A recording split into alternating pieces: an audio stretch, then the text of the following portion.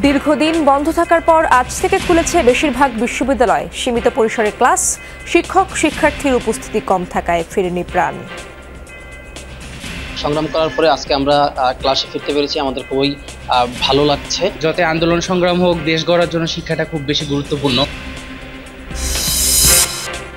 শেখ হাসিনার বিরুদ্ধে লালবাগ থানায় আরও একটি হত্যা মামলা। আন্দোলনের সময় গুলিবিদ্ধ আরও এক শিক্ষার্থীর মৃত্যু ঢাকা মেডিকেলে। কোটা আন্দোলনে বজ্রকণ্ঠে একাত্ম হয়েছিল বেসরকারি বিশ্ববিদ্যালয়ের শিক্ষার্থীরাও। দমাতে পারেনি নিপীড়ন আর গ্রেপ্তার আতঙ্ক। এখন মনোযোগ দেশ গঠনে।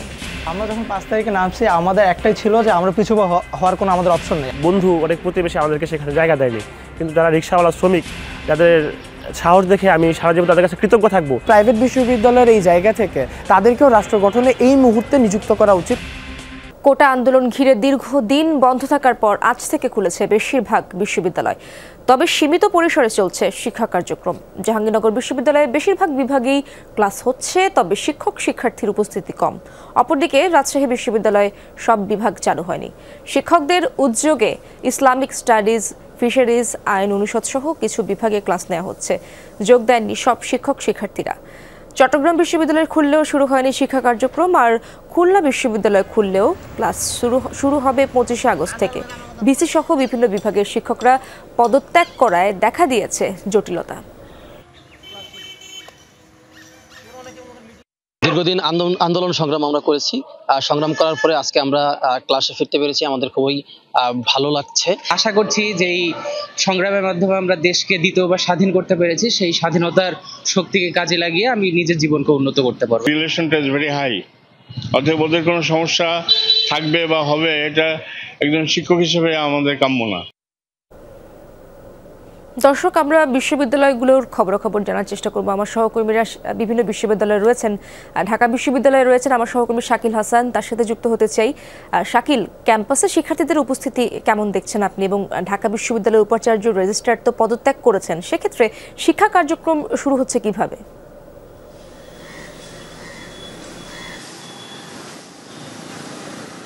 ইশরাত, এটি একটি বড় সংকট ঢাকা বিশ্ববিদ্যালয়ের জন্য। সাম্প্রতিককালে এরকম সংকটের মুখে ঢাকা বিশ্ববিদ্যালয় আর পড়েনি। আপনি জানেন যে বৈষম্য বিরোধী ছাত্র আন্দোলনের যে সময়ের পরিক্রমা, 15 তারিখ ছাত্রলীগ সাধারণ শিক্ষার্থীদের উপর হামলার পর থেকে কিন্তু বিশ্ববিদ্যালয়ের সংকট শুরু হয়, এবং এই পরিপ্রেক্ষিতে বিশ্ববিদ্যালয় প্রশাসন কিন্তু বিশ্ববিদ্যালয়কে বন্ধ ঘোষণা করে এবং হলগুলো ভ্যাকেন্ট করে দেয়। তারপর থেকেই বিশ্ববিদ্যালয়ে রীতিমতো একদম খাখা করছিল, শিক্ষার্থী শূন্য ছিল, শিক্ষা কার্যক্রমও বন্ধ ছিল, এবং এরই মধ্যে গত যে 20 দিন বয়ে গেছে বিশ্ববিদ্যালয় কিন্তু বন্ধ ছিল। এরই মধ্যে বিশ্ববিদ্যালয়ের উপাচার্য সহ অসংখ্য কর্মকর্তারা এবং বিশ্ববিদ্যালয়ের শিক্ষক যারা বিভিন্ন পদে ছিলেন তারা কিন্তু পদত্যাগ করেছেন। এখন পর্যন্ত নতুন কোনো উপাচার্যকে নিয়োগ দেওয়া হয়নি।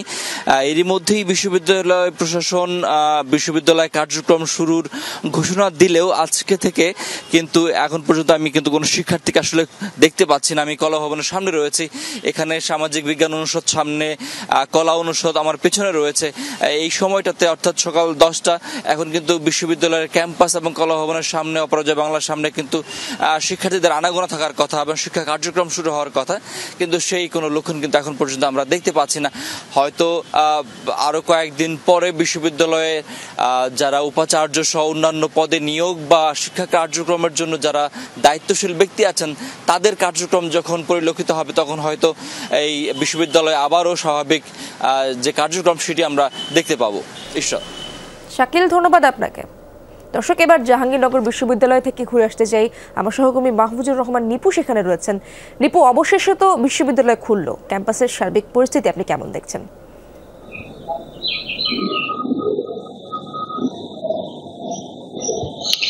ইসরাত, আসলে দীর্ঘ 1.5 মাস পর কিন্তু বিশ্ববিদ্যালয়ের যে ক্লাসগুলো সেটি খোলা হয়েছে, অর্থাৎ দুটি অংশে। প্রথম অংশটি ছিল শিক্ষকদের আন্দোলনের কারণে কিন্তু এই বিশ্ববিদ্যালয়ে ক্লাস করতে পারেনি শিক্ষার্থীরা। দ্বিতীয়ত হচ্ছে বৈষম্য বিরোধী ছাত্র আন্দোলন, অর্থাৎ কোটার জন্য যারা আন্দোলন করেছে সেই জন্য কিন্তু বিশ্ববিদ্যালয় কর্তৃপক্ষ সিন্ডিকেট মিটিং এর মাধ্যমে বিশ্ববিদ্যালয়টি বন্ধ ঘোষণা করেছেন। এখন আজকে ক্লাসে ফিরেছেন করেছেন শিক্ষার্থীরা। আমি বিশ্ববিদ্যালয়ের বিভিন্ন অনুষদ ঘুরে দেখেছি, যে আমরা যেটা দেখেছি যে বিশ্ববিদ্যালয়ের অধিকাংশ বিভাগগুলোই কিন্তু খোলা পেয়েছে, তো শিক্ষকদের উপস্থিতিও দেখেছি, তবে শিক্ষার্থীদের উপস্থিতি কিন্তু একটু কম রয়েছে। আমরা প্রতিটা ডিপার্টমেন্টেরই শিক্ষকদের যে তাদের ক্লাসরুমে যাওয়ার যে চিত্র, সেটি কিন্তু আমরা দেখেছি, ঘুরে দেখেছি যে শিক্ষার্থীরা তারা ক্লাস করছেন, তবে উপস্থিতি কম। আরেকটি বিষয় জানিয়ে রাখি, আপনি জানেন যে এই সরকার পতনের পর বিশ্ববিদ্যালয়ের যে সকল পোস্ট রয়েছে, অর্থাৎ উপাচার্য, রেজিস্ট্রার, প্রক্টর, এই পোস্টগুলো কিন্তু পদত্যাগ করেছেন, অর্থাৎ এই ব্যক্তিগুলো পদত্যাগের কারণে এখন কিন্তু ভারপ্রাপ্ত দিয়ে চলছে। আর এমনিতে অন্যান্য যে স্বাভাবিক কার্যক্রম সেটি কিন্তু আমরা দেখেছি। তো সবকিছু মিলিয়ে বলতে পারি যে শিক্ষা কার্যক্রম শুরু হয়েছে, তবে একেবারে স্বাভাবিক দিনের মতো যে শিক্ষা কার্যক্রম তেমনটি কিন্তু আমরা দেখতে পাইনি। ইশরাত, ধন্যবাদ আপনাকে। দর্শক, এবার চট্টগ্রাম বিশ্ববিদ্যালয়ে যেতে চাই, আমার সহকর্মী শহীদুল সুমন সেখানে রয়েছেন।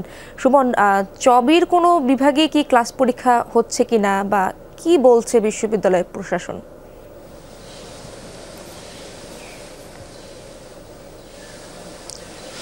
ইশরাত, আমি সকাল থেকেই চট্টগ্রাম বিশ্ববিদ্যালয়ে আছি। কোনো শিক্ষার্থীকে আমরা কিন্তু বিশ্ববিদ্যালয়ে আসতে দেখিনি।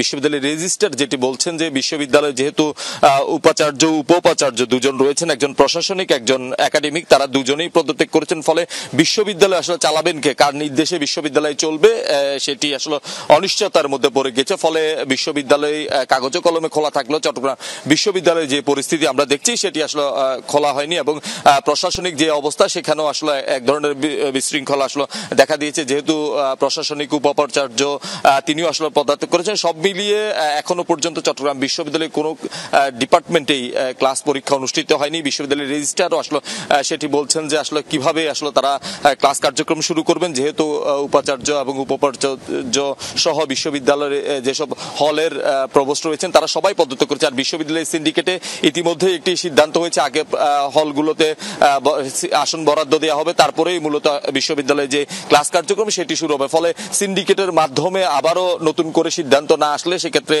বিশ্ববিদ্যালয়ে যে একাডেমিক কার্যক্রম সেটি আসলে অব্যাহত রাখা সম্ভব হবে না। তারা বাইরে শিক্ষার্থীদের মধ্যেও আসলে অনেক আমরা দেখছি আতঙ্ক কাজ করছে, তারা বিশ্ববিদ্যালয়ে আসবে কিনা। সব মিলিয়ে যারা রয়েছেন শিক্ষার্থীরা, তারা অনেকেই চাচ্ছেন যে বিশ্ববিদ্যালয়ে এসে তারা ক্লাস শুরু করুক, কিংবা অনেকেই আসলে বলছেন যে বৈষম্য বিরোধী ছাত্র আন্দোলনের শিক্ষার্থীরা যখন বিশ্ববিদ্যালয়ের উপাচার্য উপাচার্যদের পদত্যাগ চেয়েছেন তখন আসলে তারা এই বিষয়গুলো কেন লক্ষ্য করেননি, যে বিশ্ববিদ্যালয়ের উপাচার্য কিংবা প্রশাসনিক কর্মকর্তারা না থাকলে বিশ্ববিদ্যালয় খোলার ব্যাপারে তাদের যেই বিষয়টি আসলে হবে এই অনিশ্চয়তা, সেটি আসলে আগে ভেবে কেন তারা সিদ্ধান্ত গ্রহণ করেনি। সব মিলিয়ে কিন্তু এখন যে অবস্থা সেটি আসলে বিশ্ববিদ্যালয় থেকে বলা হচ্ছে যে যতক্ষণ পর্যন্ত না নতুন করে বিশ্ববিদ্যালয়ের উপাচার্য উপাচার্য কিংবা বিশ্ববিদ্যালয়ের প্রশাসক আসলে তারা পাবেন না, ততক্ষণ পর্যন্ত তারা বিশ্ববিদ্যালয়ে যে ক্লাস কার্যক্রম সেটি আসলে কিভাবে শুরু করবেন সেটি নিয়ে তারা আসলে ভাবছেন। সব মিলিয়ে বিশ্ববিদ্যালয়ের যারা শিক্ষকরা রয়েছেন তারা আসলে বলছেন যে বিশ্ববিদ্যালয় থেকে নির্দেশনা পেলে কিংবা শিক্ষার্থীরা যদি ক্যাম্পাস আসে সেক্ষেত্রে তারা তাদের যে ক্লাস কার্যক্রম সেটি তারা শুরু করতে পারবেন। সুমন, ধন্যবাদ আপনাকে। সাবেক প্রধানমন্ত্রী ও আওয়ামী লীগ সভাপতি শেখ হাসিনার বিরুদ্ধে আরও একটি হত্যা মামলা দায়ের করা হয়েছে। শনিবার মধ্যরাতে রাজধানীর লালবাগ থানায় এই মামলা দায়ের করেন বৈষম্য বিরোধী আন্দোলনে নিহত শিক্ষার্থী খালিদ হাসান সাইফুল্লাহর বাবা। মামলায় শেখ হাসিনা ছাড়াও আওয়ামী লীগের সাধারণ সম্পাদক ও সাবেক মন্ত্রী ওবায়দুল কাদের, সাবেক আইনমন্ত্রী, স্বরাষ্ট্রমন্ত্রী, তথ্য প্রতিমন্ত্রী সহ 91 জনের নাম উল্লেখ করা হয়। এজাহারে বলা হয়, বৈষম্য বিরোধী আন্দোলনে অন্যান্য শিক্ষার্থীদের মতো আইডিয়াল স্কুল অ্যান্ড কলেজের শিক্ষার্থী খালিদ সাইফুল্লাহ অংশ নেয়। 18 জুলাই আসামিদের প্রত্যক্ষ মদতে আইন শৃঙ্খলা বাহিনীর সদস্যরা শিক্ষার্থীদের ওপর নির্বিচারে গুলি চালায়। এতে গুলিবিদ্ধ হয়ে মারা যান খালিদ। পরে 20 জুলাই হাসপাতালে তার লাশ শনাক্ত করা হয়। মামলার বাদীর অভিযোগ, মামলা নিয়ে শুরু থেকেই গড়িমসি করেন থানার ভারপ্রাপ্ত কর্মকর্তা। এ নিয়ে উত্তেজনা দেখা দেয় শিক্ষার্থীদের মধ্যে। পরে সেনাবাহিনীর সহযোগিতায় রাত 2টা নাগাদ ঊর্ধ্বতন কর্মকর্তাদের উপস্থিতিতে মামলার এজাহার গ্রহণ করা হয় বলে জানান বাদী কামরুল হাসান। আমাদের ফাইল ডিসি স্যার গ্রহণ করেছেন, উনি রিসিভ করে দিয়েছেন। আগামীকাল ওনারা ইন্টারনালি একটা মিটিংয়ে বসবেন, এরপর আমাদেরকে বিকাল 4টা 5টা নাগাদ জানাবেন যে ফাইনালি কিভাবে কোন প্রসিডিউরে আমাদের কেসটা ফাইল করবেন। আমার ছেলের মৃত্যু এই 18 তারিখ 6টার সময় হয়েছিল। 1 মাস পরে কালকে ইনশাল্লাহ আজকের এই 18 তারিখেই বিকাল 5টা নাগাদ আমরা ফাইনালি কেসটা দাখিল হয়েছে কিনা আমরা জানতে পারবো। বৈষম্য বিরোধী ছাত্র আন্দোলনে মারা গেছে গুলিবিদ্ধ আরও এক শিক্ষার্থী। আজ সকাল 7টায় ঢাকা মেডিকেল কলেজ হাসপাতালে আইসিইউতে চিকিৎসাধীন অবস্থায় মারা যায় ইমন নামীয় শিক্ষার্থী।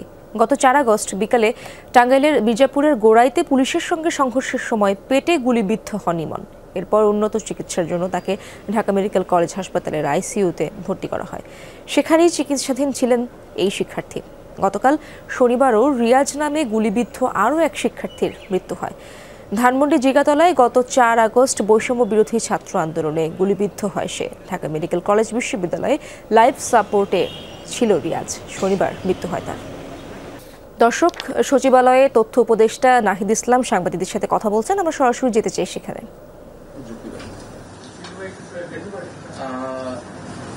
গণমাধ্যমের স্বাধীনতার কথা ইতিমধ্যে আমি বলেছি।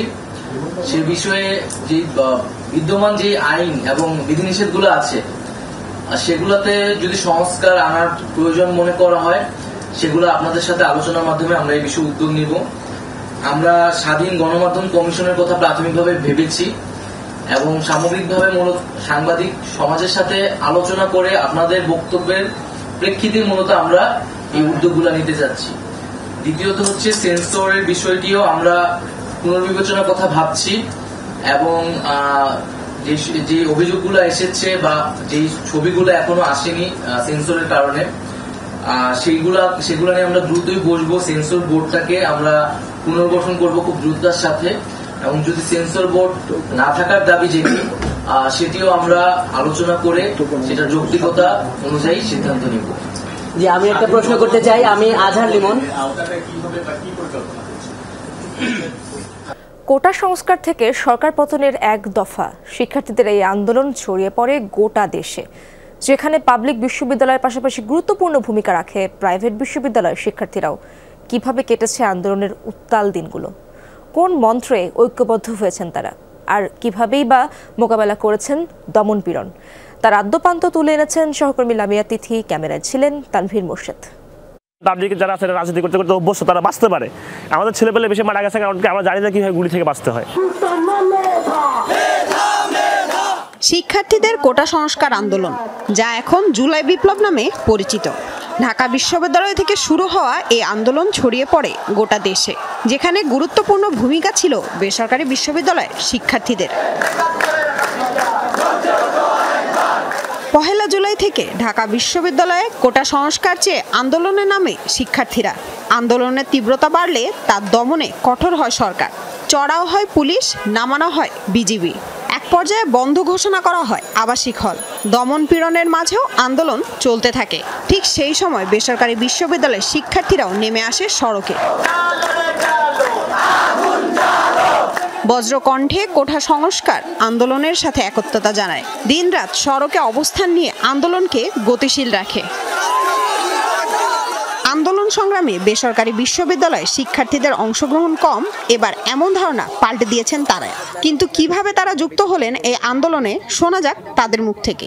আমরা 15 তারিখে জাহাঙ্গীরনগর ভার্সিটিতে যে রাত্রেবেলা একটা ঝামেলা হলো, যেটা আমরা আসলে দম বন্ধ করা একটা অবস্থা, যেটা আমরা দেখলাম, যেটা শুনলাম, সেটা দেখার পরে আসলে আমরা বসে থাকতে পারলাম না। 17 তারিখ রাতে যখন ঢাকা বিশ্ববিদ্যালয় সহ পাবলিকের হলগুলো খালি করে দিল, তারপরে 18 তারিখে প্রাইভেট বিশ্ববিদ্যালয় এইভাবে স্ট্রাইক করবে, আমার মনে হয় এটা হচ্ছে একদম এই স্বৈরাচারী সরকারের একদম সিলেবাসের বাইরের একটা জিনিস ছিল।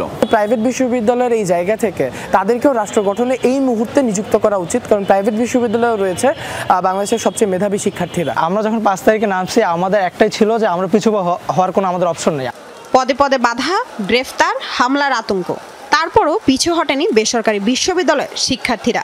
পুলিশের গুলির মাঝে বুক পেতে দাঁড়িয়েছেন তারা, তারপরও এক চুলো নড়েনি তাদের অবস্থান থেকে।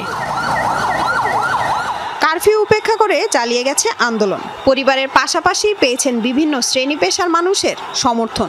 গুলিবিদ্ধ হওয়ার পরে প্রায় সময়টা 1:30 থেকে 2টার সময় আমাকে ইস্ট ওয়েস্টের পাশেই এই এলাকারই একজন ডাক্তার ছিলেন, উনি আমাকে হেল্প করেছেন বুলেটগুলোতে একটু অয়েন্টমেন্ট এবং ইয়ে দেওয়ার ক্ষেত্রে। আমাদের অনেক বন্ধু, অনেক প্রতিবেশী আমাদেরকে সেখানে জায়গা দেয়নি, কিন্তু যারা রিক্সাওয়ালা শ্রমিক, যাদের সাহস দেখে আমি সারা জীবন তাদের কাছে কৃতজ্ঞ থাকবো।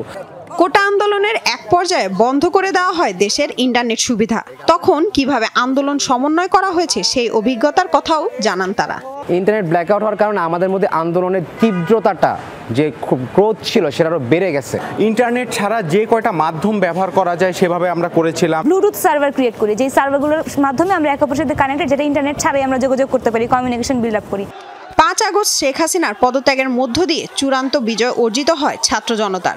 এ সময় বহু বন্ধু সহপাঠী গুলিবিদ্ধ হয়, চিরতরে হারিয়ে যায় অনেকে।